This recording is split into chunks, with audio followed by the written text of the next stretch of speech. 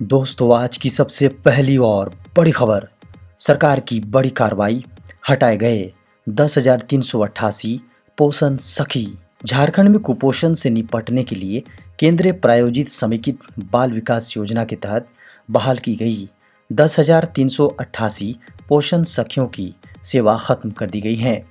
हेमंत सोरेन सरकार के महिला एवं बाल विकास विभाग ने 1 अप्रैल 2022 की तिथि से इनकी सेवा खत्म किए जाने के संबंध में आदेश जारी कर दिया गया है। थोड़ी राहत की बात है कि इन्हें 31 मार्च 2022 तक के लिए बकाया मानदेय का भुगतान किया जाएगा। इनकी अस्थायी नौकरी नहीं थी, मानदेय पर बहाल की गई थी। दोस्तों, बड़ी खबर है, अब सेना में जल्द शुरू होगी कॉन्ट्रैक्ट भर्ती। भारतीय सैन्य बलों में अब जल्द ही एक नए तरीके से सैनिकों की भर्ती की प्रक्रिया शुरू हो सकती है। इस प्रक्रिया को टूर ऑफ ड्यूटी का नाम दिया गया है। इसे कम बजट में युवाओं को रोजगार देने के इरादे से जल्द ही लॉन्च किया जाएगा। इसको लेकर लगभग 2 वर्ष से तैयारी चल रही थी। इस अभियान के तहत कम खर्च में एक निश्चित कम समय के करार पर सैन्य बलों में अधिकारियों और सैनिकों की बहाली की जानी है। इसके तहत नौकरी का समय लगभग 3 साल हो सकता है। बता दें कि कोरोना महामारी के कारण पिछले 2 वर्षों में सशस्त्र बलों में सैनिकों की भर्ती में काफ़ी कमी हुई है। झारखंड में 4 चरणों में हो सकते हैं पंचायत चुनाव। झारखंड में 4 चरणों में त्रिस्तरीय पंचायत चुनाव कराया जा सकता है। इस पंचायत चुनाव में मुखिया, ग्राम पंचायत सदस्य, पंचायत समिति सदस्य और जिला परिषद सदस्यों के लिए वोट डाला जाएगा। पंचायत चुनाव की तिथि तय करने के लिए राज्य चुनाव आयोग द्वारा भेजे गए प्रस्ताव को ग्रामीण विकास विभाग की मंजूरी मिल गई है। अब जल्द ही चुनाव आयोग इसे राज्यपाल को भेजेगा, जहां से अनुमति मिलने के बाद चुनाव की अधिसूचना जारी हो जाएगी। इस अधिसूचना के बाद ही मुखिया, ग्राम पंचायत सदस्य, पंचायत समिति सदस्य और जिला परिषद के 4 पदों के लिए नामांकन शुरू हो जाएगा।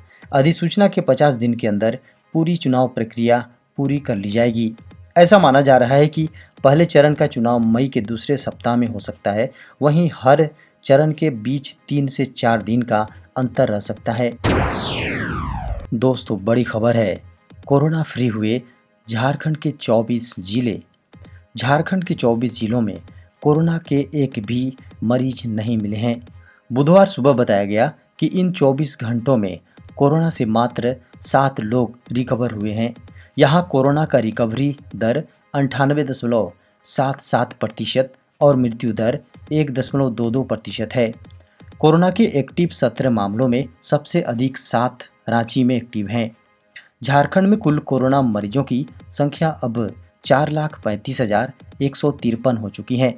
इस बीच कोरोना का पता लगाने के लिए जांच जारी है। झारखंड में कुल 2,16,16,604 सैंपल की टेस्ट की गई हैं। इनमें से 17 एक्टिव मामले मिले।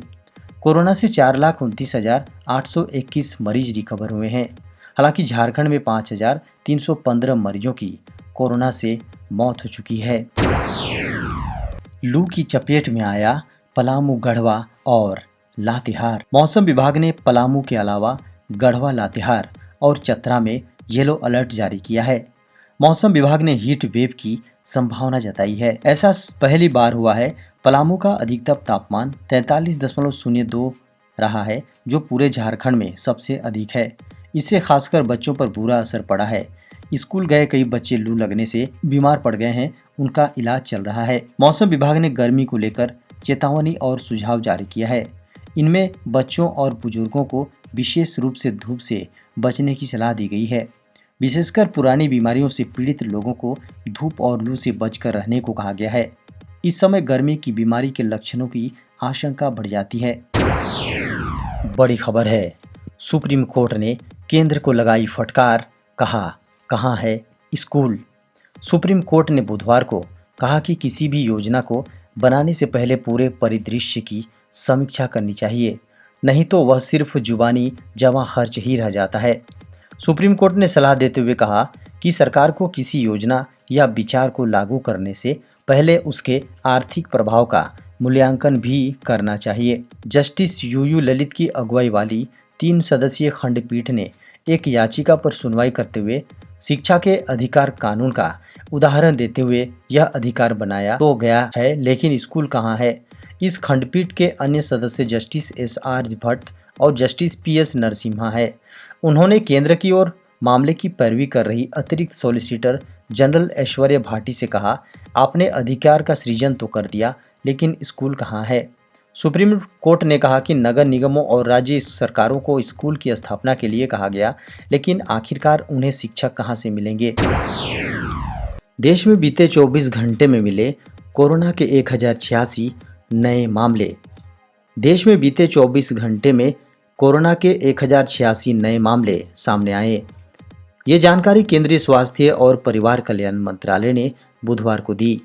देश में बीते 24 घंटे में 71 लोगों की मौत हुई, जिससे मरने वालों की संख्या बढ़कर 5,21,487 हो गई हैं। देश में सक्रिय मामलों की संख्या घटकर 11,871 हो गई हैं। देश में पॉजिटिविटी दर 0.03% है।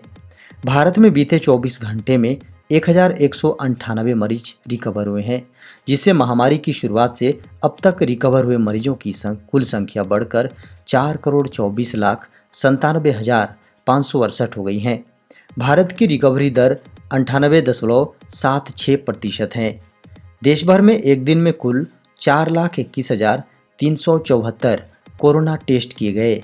भारत में अब तक 79.20 करोड़ से अधिक कोरोना टेस्ट किए जा चुके हैं। भारत का कोरोना टीकाकरण कवरेज अंतिम रिपोर्ट्स के अनुसार बुधवार सुबह 7 बजे तक 185.04 करोड़ से अधिक हो गया है। बड़ी खबर है, लॉकडाउन में विद्यालय से दूर हुए छात्रों के लिए बैक टू स्कूल कैंपेन शुरू। झारखंड के सरकारी विद्यालयों में 5 से 18 आयु वर्ग के छात्र छात्राओं को विद्यालय वापस लाने और नियमित उपस्थिति बनाए रखने के लिए स्कूल रुआर 2022 अभियान बैक टू स्कूल कैंपेन की शुरुआत की गई है। ये कार्यक्रम 5 अप्रैल से 4 मई यानी पूरे 30 दिनों तक चलेगा। कोरोना महामारी के कारण लगभग 2 साल तक विद्यालय बंद रहने के बाद वर्तमान में काफ़ी बच्चे विद्यालय से दूर हो गए हैं। इस अभियान के जरिए बच्चों को फिर से स्कूल वापस लाने पर फोकस किया जा रहा है। इंडियन रेलवे में बिना एग्जाम इन पदों पर मिल सकती है नौकरी। भारतीय रेलवे में नौकरी पाने का सुनहरा अवसर है।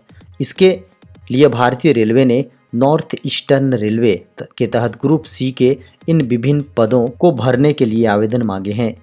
यह भर्ती स्पोर्ट्स कोटे के अंतर्गत की जाएगी। इच्छुक एवं योग्य उम्मीदवार जो इन पदों के लिए अप्लाई करना चाहते हैं, वे इंडियन रेलवे की आधिकारिक वेबसाइट ner.indianrailways.gov.in पर जाकर आवेदन कर सकते हैं। इन पदों के लिए आवेदन करने की अंतिम तारीख 25 अप्रैल है। अनुसूचित जाति, अनुसूचित जनजाति, भूतपूर्व सैनिकों, बेंचमार्क विकलांग व्यक्तियों, महिलाओं, अल्पसंख्यकों और आर्थिक रूप से पिछड़े वर्गों के उम्मीदवारों को छोड़कर सभी उम्मीदवारों को 500 का भुगतान करना होगा। बड़ी खबर है, झारखंड में आंगनबाड़ी सेविकाएं लेंगी कक्षा 3 के बच्चों की विशेष कक्षाएं। कोविड के कारण झारखंड के स्कूल 2 वर्षों तक बंद रहे। इससे पढ़ाई को हुए नुकसान की भरपाई के लिए सरकारी विद्यालयों में कक्षा 3 तक के 15 लाख छात्रों के लिए सरकार अतिरिक्त कक्षा संचालन करेगी। बच्चों को विद्यालय के अलावा 2 घंटे अलग से आंगनबाड़ी सेंटर्स में पढ़ाया जाएगा। यहाँ आंगनबाड़ी सेविकाएं बच्चों को पढ़ाएंगी। यह फैसला मंगलवार को मुख्य सचिव सुखदेव सिंह की अध्यक्षता में अधिकारियों की बैठक में लिया गया। दोस्तों, बड़ी खबर है, देश में आया कोविड-19 का नया वेरिएंट XE। देश में कोविड-19 के नए वेरिएंट XE का एक मरीज महाराष्ट्र में पाया गया है। यह मामला मुंबई का है। वहीं दूसरा मरीज कोविड-19 के कापा वेरिएंट से प्रभावित है। भारत में बीते कुछ हफ्तों से कोविड-19 के मामलों में कमी आई है। इसे देखते हुए भारत सरकार ने भी मार्च 2020 में आपदा प्रबंधन अधिनियम के तहत लागू किए गए कोरोना प्रतिबंधों को 31 मार्च 2022 से हटा दिया है। इस बीच कोविड के नए वेरिएंट के आने की खबर सामने आई है। मीडिया को माने तो WHO ने कहा है कि कोरोना वायरस के नए वेरिएंट XE ने दस्तक दे दी है। साथ ही WHO ने यह भी कहा है कि XE वेरिएंट ओमिक्रॉन से लगभग 10% अधिक संक्रामक है और यह तेजी से फैलता है। कोरोना महामारी से दुनिया भर में अभी भी जंग खत्म नहीं हुई है। चीन और दक्षिण कोरिया में कोरोना संक्रमण के मामले लगातार तेजी से बढ़ रहे हैं। रेलवे सफर के लिए 50 रुपये बढ़ने जा रहा है किराया। अब रेलवे में सफर के लिए किराया बढ़ाने की तैयारी की जा रही है। बताया जा रहा है कि आगामी 15 अप्रैल से रेलवे में टिकट बुकिंग कराने पर यात्रियों को 50 रुपये अधिक भुगतान करना पड़ सकता है। मीडिया में आ रही खबरों को माने तो रेलवे कुछ ट्रेनों में किराए में बढ़ोतरी कर सकता है। हालांकि इसे लेकर भारतीय रेलवे की ओर से फिलहाल कोई आधिकारिक जानकारी नहीं दी गई है। रेलवे में अब तक किराए में बढ़ोतरी हर प्रकार के इंजन के लिए होती थी, फिर चाहे वह इलेक्ट्रिक हो या डीजल। लेकिन अब रेलवे उन रेल रूटों पर अतिरिक्त किराया लेगा जिन रूटों पर डीजल इंजन से ट्रेन चलाई जाती है। खबरों को माने तो रेलवे बोर्ड डीजल इंजनों से चलने वाली ट्रेनों के किराए में 10 रुपये से लेकर 50 रुपये तक की बढ़ोतरी कर सकती है। बताया गया है कि लंबी दूरी के डीजल इंजन वाले ट्रेनों पर रेलवे हाइड्रोकार्बन सरचार्ज या डीजल टैक्स लगाया जा सकता है। दोस्तों, बड़ी खबर है, झारखंड में ग्राम प्रधान भी कर सकेंगे 25 लाख रुपए तक खर्च। झारखंड में आदिवासी संस्कृति और कला केंद्रों के विकास के लिए परंपरागत ग्राम प्रधान मानकी मुंडा, माझी व पाहन की अध्यक्षता वाली ग्राम सभा चयनित लाभुक समिति के माध्यम से 25 लाख रुपए तक का कार्य करा सकेंगी। कल्याण विभाग ने अनुसूचित क्षेत्रों में यह योजना शुरू की है, जिसके तहत यह वित्तीय अधिकार सौंपा गया है।